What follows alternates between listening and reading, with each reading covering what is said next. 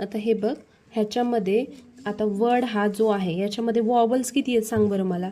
या वर्डमध्ये वॉवल्स किती आहेत? 2.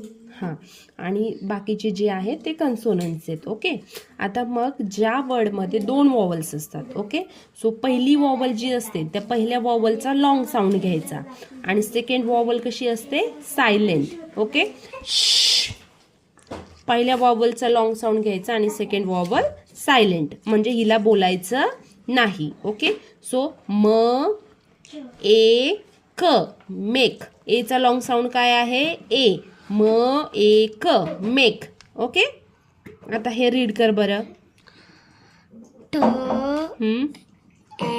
ॲ नाही, लॉंग साऊंड घ्यायचा आहे. 2 वॉवल आहेत ना याच्यामध्ये, ए आणि ई. मग सेकंड वॉवल सायलेंट, पहिल्या वॉवलचं लॉंग साऊंड. एचा लॉंग साऊंड काय आहे? ए. ए ॲ जो साऊंड आहे तो शॉर्ट साऊंड आहे. ओके, आणि लॉंग साऊंड आहे ए. ट ए क, टेक. रीड कर आता. ट ए क, टेक. आता हे b a k, bake. Put your finger here. प्ल पी एल साऊंड. प्लो प्ल. प्ल ए ट, प्लेट. नाव. क ए क, केक. Now this one. ल ए क, लेक. स ल एस एल साऊंड.